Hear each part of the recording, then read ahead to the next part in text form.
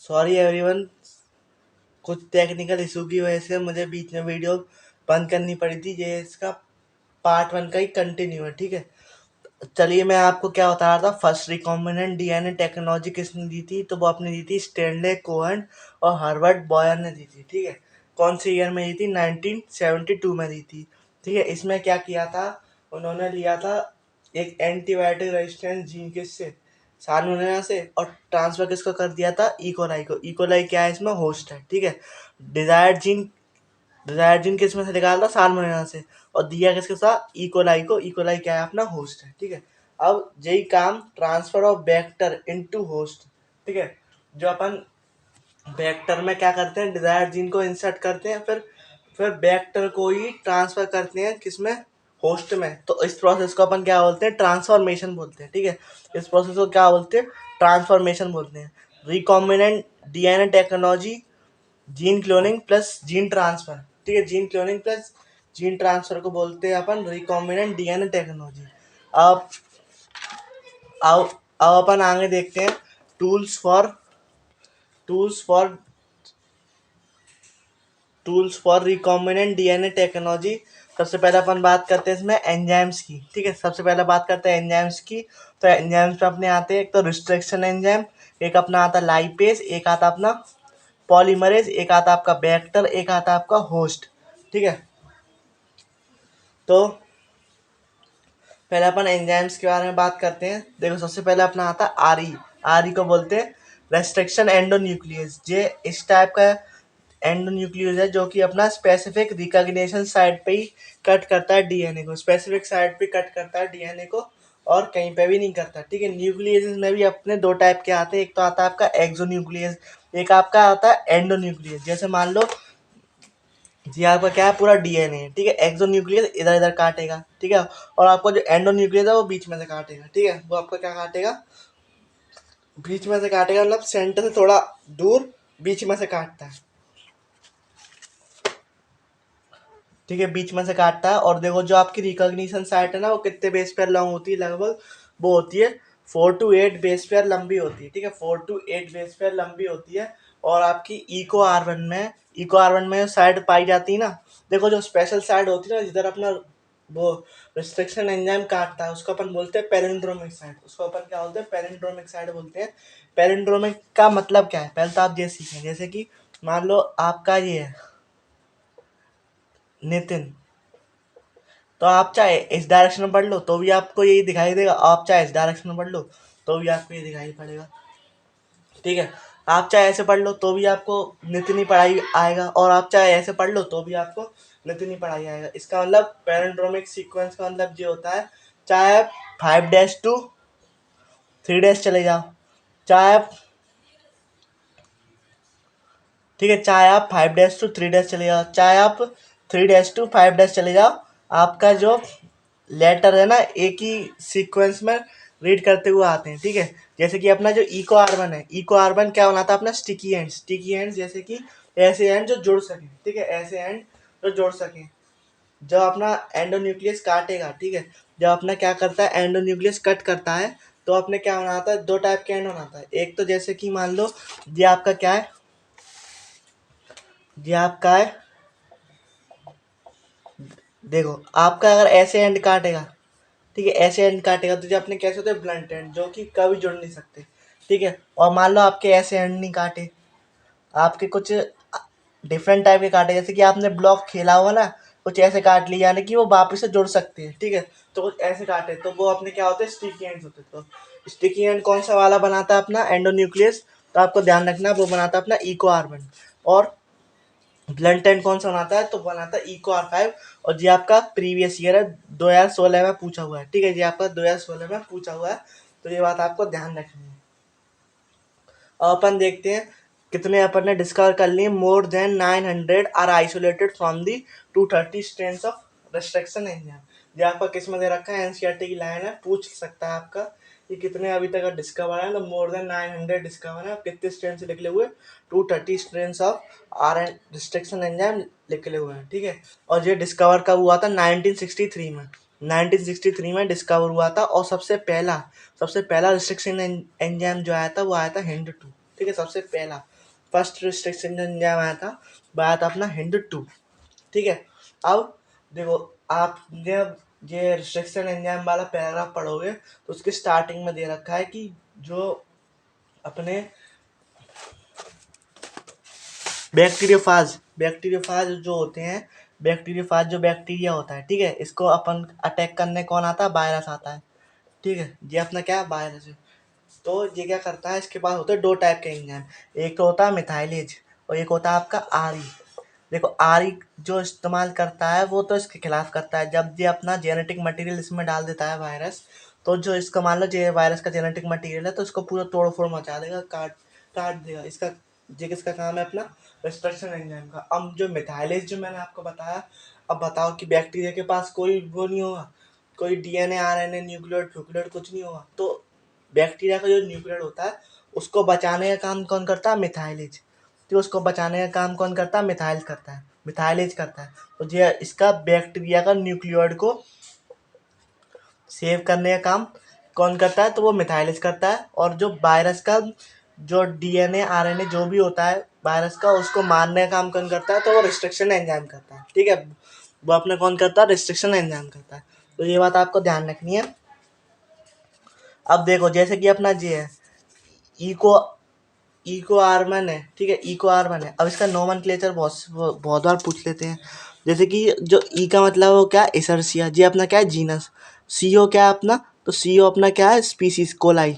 CO क्या है, coli species. जो आपका RY13, जो आपका RY13 है ना, वो आपका क्या है, स्ट्रेन है। RY13 क्या है, स्ट्रेन है। और जो लास्ट में रोमन नंबर में 1 लिखा है वो आपका क्या है, order of isolation. Order of isolation, जिस ऑर्डर में आपने आइसोलेट किया हो, कहीं से भी डिस्कवर किया हो, तो वो उसका क्या है, ऑर्डर दे रखा है, ठीक है। तो ये आपका क्या है, बाइक परफिकेशन है जो आपका नाम का, कि इसमें से जीनस कौन सा है, स्पीसीज कौन सा है, स्ट्रेन कौन सा है, और ऑर्डर ऑफ आइसोलेशन कौन सा है। अब देखो डीएनए लाइगेज क्या करता है, जो फॉस्फोडाइएस्टर बॉन्ड डीएनए में होते हैं ना, जो आप काट देते हो रिस्ट्रिक्शन एंजाइम से, उसको वापस से जोड़ना भी तो होता है, उसको वापस से डिजायर्ड जीन के अंदर फिट भी तो करना होता है। तो जोड़ने का काम अपना कौन करता है, डीएनए लाइगेज। अब डीएनए पॉलीमरेज क्या आता है, एट डीएनटीपी। अब मान लो जो अपना डीएनए है, ठीक है, डीएनए पॉलीमरेज किसके लिए चाहिए रहता है, डीएनए पॉलीमरेज चाहिए रहता है डीएनए की अपन मल्टीपल कॉपी बनाते हैं ना। जैसे मान लो डिहाइड जीन है, ठीक है, वो बहुत ही कीमती जीन है, और वो मान लो अभी आपके पास एक ही है, और मान लो अगर वो एक्सपेरिमेंट करते समय खराब हो गया, ठीक है, तो अपने को कॉपी भी तो रखनी पड़ेगी बहुत सारी। अगर एक खराब होगा दूसरा तो होगा कम से कम काम करने के लिए। अगर मान लो आपका कोई इंपॉर्टेंट डॉक्यूमेंट होता है तो आप उसकी फोटो फोटो कॉपी करा के रखते नहीं रखते हो बहुत सारी, ताकि ये अगर खो भी जाए तो आपके पास कम से कम कॉपी तो हो। तो बिल्कुल यही यही डीएनए पॉलीमरेज का काम होता है इसमें, कि ये भी अपना जब अपन देखेंगे ना पीसीआर, तो उसमें मदद करेगा डीएनए पॉलीमरेज कॉपी, नई नई कॉपी बनाने में, ठीक है। अब आगे टूल्स पढ़ने से पहले आरडीएनए के, चलो मैं आपको पहले टूल्स ही पढ़ाता हूँ, फिर आपको स्टेप्स बताऊंगा, वरना आपको थोड़ा सा कंफ्यूजन होगा और कोई फायदा भी नहीं है। पहले आप सारे अपन टूल्स पढ़ लेते हैं। तो देखो अपना वेक्टर वेक्टर की तरह कौन काम करता है, देख तो एक तो अपना होता है प्लाज्मिड, एक अपना होता है बैक्टीरियोफाज, जो ऐसा बैक्टीरिया जिसको ऐसा बैक्टीरिया जिसको अपन अपना कौन इफेक्ट करता है, वायरस इफेक्ट करता है, ठीक है। अब प्लाज्मिड के बारे में भी जानना बहुत जरूरी है। प्लाज्मिड क्या होता है, देखो प्लाज्मिड ऑटोनोमस रेप्लिकेटिंग स्ट्रक्चर है, सर्कुलर डबल स्ट्रैंडेड डीएनए है, इंट्रॉन होता नहीं है इसके पास, ना इसके पास हिस्टोन होता, ठीक है। ये अपना क्या होता है, एक्स्ट्रा क्रोमोसोमल स्ट्रक्चर प्रेजेंट होता है बैक्टीरिया के पास, जिसका अपना न्यूक्लियोइड से, उसके डीएनए मटेरियल से कोई लेना देना नहीं होता। ये अलग होता है, एक्स्ट्रा क्रोमोसोमल मटेरियल होता है, जो बैक्टीरिया के अंदर सिर्फ और सिर्फ बैक्टीरिया के अंदर ही पाया जाता है, प्लाज्मिड, ठीक है। तो अब अपन आगे बढ़ते हैं, why we use bacteriophage as a vector. अब बताओ बैक्टीरियोफाज को अपन क्यों यूज कर रहे हैं जबकि वो वायरस से अफेक्टेड है। तो बैक्टीरियोफाज को अपन इसलिए यूज करते हैं क्योंकि उसके पास high copy number of cells होता है, ठीक है, high copy number of cells होता है, इस वजह से उसको अपन यूज करते हैं। यूजुअली क्या होता है कि जो वेक्टर होते हैं उनके पास 1 से 2 कॉपी नंबर ऑफ सेल्स होते हैं, पर ये अपना बैक्टीरियोफाज ऐसा है जिसके पास 15 से 100 कॉपी नंबर ऑफ सेल्स है। कितने हैं? 15 से 100 कॉपी नंबर ऑफ सेल्स हैं। यूजुअली वेक्टर के पास कितने होते हैं? 1 या 2। और इस ये ऐसा है कि इसके पास 15 से 100 कॉपी नंबर है, तो इसको लेना जरूरी था इसलिए ले लिया, वेक्टर की तरह इस्तेमाल कर लिया। अब इसमें भी वेक्टर में भी काफ़ी सारी चीज़ें आती हैं, जैसे कि सबसे पहला अपना आता है और आई। ठीक है, और आई क्या होता है? और आई होता है ओरिजिन ऑफ रेप्लिकेशन। इधर से क्या होता है? ओरिजिन ऑफ रेप्लिकेशन, यानी कि इधर से अपना रेप्लिकेशन की शुरुआत होती है, डीएनए रेप्लिकेशन की शुरुआत होती है। ठीक है, और ये क्या करता है? ये अपना कंट्रोल करके रखता है कॉपी नंबर को। ये आपका नीट 2020 का सवाल है कि कौन सा ऐसा पार्ट है वेक्टर का जो कि अपना कॉपी नंबर कंट्रोल करता है। जो आपकी एनसीईआरटी की भी लाइन है, तो याद रखना वो अपना कौन सा और आई है। वो क्या अपना और आई का मतलब क्या होता है? Origin of replication. अब अपन बात करते हैं सेलेक्टेबल मार्कर। सेलेक्टेबल मार्कर का काम क्या होता है? वो अपने को कंपेयर करके बताता है कि कौन सा रिकॉम्बिनेंट है, कौन सा नॉन रिकॉम्बिनेंट है, कौन सा एंटीबायोटिक, जो अपना एंटीबायोटिक रेजिस्टेंस अपन पढ़ेंगे। एक पढ़ेंगे अपन कौन सा, प्लाज्मिड, आर्टिफिशियल प्लाज्मिड है, पर बहुत ही बढ़िया प्लाज्मिड है, पीवीआर 322। ये अपना आर्टिफिशियल प्लाज्मिड है। उसके पास दो टाइप के एंटीबायोटिक रेजिस्टेंस जीन प्रेजेंट है। एक तो आपका टेट्रासाइक्लिन है और ये आपका एम्पसलीन है। एक आपका क्या है? एम्पिसलीन है।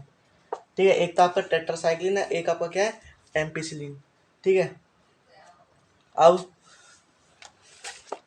इसके बाद देखते हैं अपन क्लोनिंग साइट के बारे में। देखो, क्लोनिंग साइट क्या होती है? यूजुअली सिंगल हो या फिर एक या दो, मतलब बहुत ही कम नंबर में हो, क्लोनिंग साइट तो अच्छी होती है। अगर ज़्यादा हुई, एक मान लो एक एंटीबायोटिक रेजिस्टेंस, जैसे मान लो आपका टेट्रासाइक्लिन है, उसकी कौन कौन सी दो है? दो क्लोनिंग साइट है उसके पास। एक तो बाम H1 है, एक साल्मन है। अगर मान लो बहुत ही ज़्यादा हुई ना, तो अपन उसके काफ़ी सारे फ्रेगमेंट हो जाएंगे। उस जो आपका वेक्टर बनेगा, जैसे जो आपका PVR 322 है, ठीक है, और मैं अगर इसको बहुत सारे इसके पास क्लोनिंग साइट होंगे, इसको सब जगह से काट दूंगा ना, तो ये बिल्कुल खराब हो जाएगा, प्लाज्मिड किसी काम का ही नहीं रहेगा। इस वजह से बहुत ही कम होनी चाहिए, या तो वन हो या preferably very few in number हो, तो वो अच्छा वेक्टर माना जाता है। ठीक है, इसी वर्ड से रिलेटेड आपका 2022 में सवाल बना था, तो आप ध्यान रखें। और हाँ, मैं आपको एक बात तो बताना भूल गया, बायोटेक आप सभी को मालूम बहुत ही इंपॉर्टेंट यूनिट है, तो आप इसको ध्यान से पढ़ें और लगभग आप 8 सवाल पक्के समझे आपके नीट 2024 के पेपर में जरूर मिलेंगे। 8 सवाल तो आपके आते ही आते हैं, कभी किसी से 3 तो कभी किसी से 4 हो जाते हैं। 2 चैप्टर ही हैं आपके पास, पर उसको थोड़ा अच्छे से पढ़ें। ठीक है, तो चलिए अब अपन आगे बात करते हैं। अब देखो, ये जो अपने सेलेक्टेबल मार्कर है और क्लोनिंग साइट है, ये अपना किस में मदद करता है? पहला स्टेप जो होता है डिफ्रेंशिएट करता है ट्रांसफॉर्मेंट वर्सेस नॉन ट्रांसफॉर्मेंट, और दूसरा स्टेप में अपना क्या बताता है? Recombinant versus non recombinant. ठीक है, रिकॉम्बिनेंट वर्सेस नॉन रिकॉम्बिनेंट। तो आप जरा 1 मिनट बस वेट कीजिएगा। इसमें अगर आपको डायग्राम समझ में नहीं आता हो, तो मैं अभी 1 मिनट में आपकी बुक लेके आता हूँ, उससे आपको आसानी से जल्दी समझ में आ जाएगा। ठीक है, बस 1 मिनट वेट करना।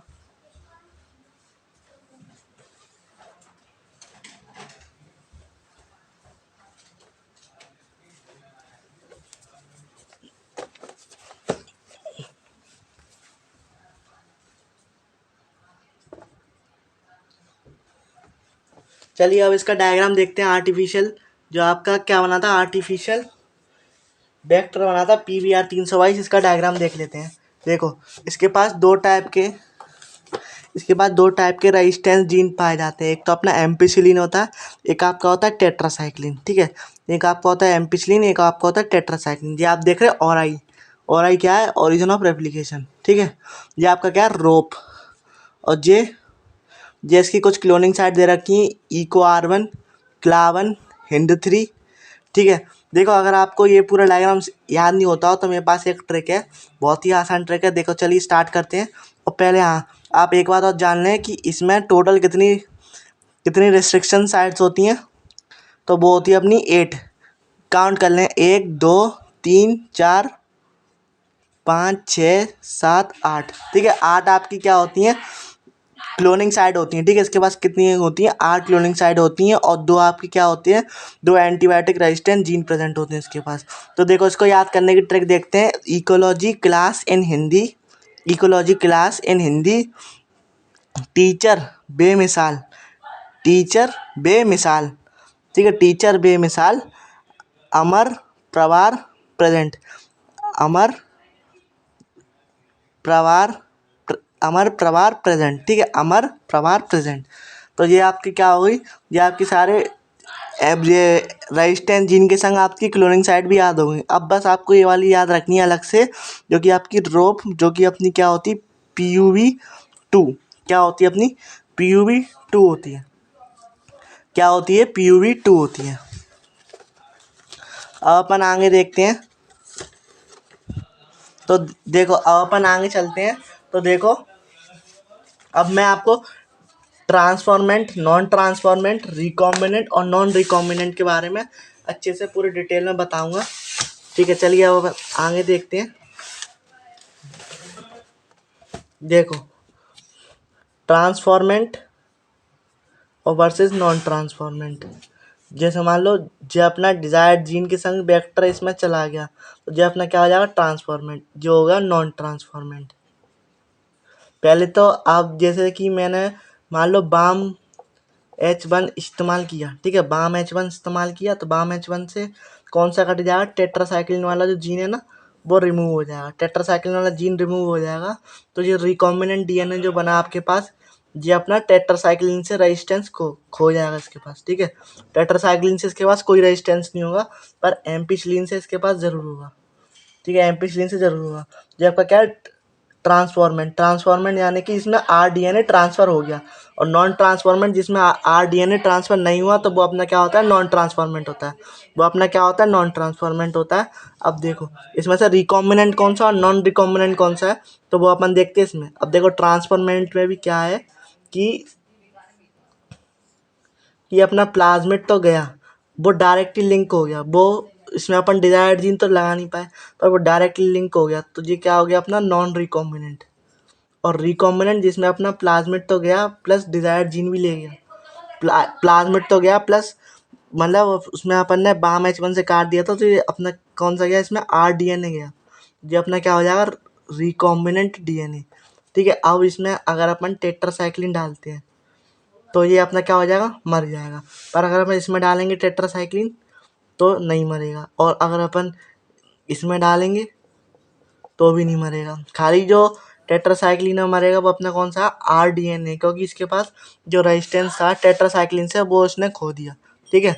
तो ये बात आपको ध्यान रखनी है।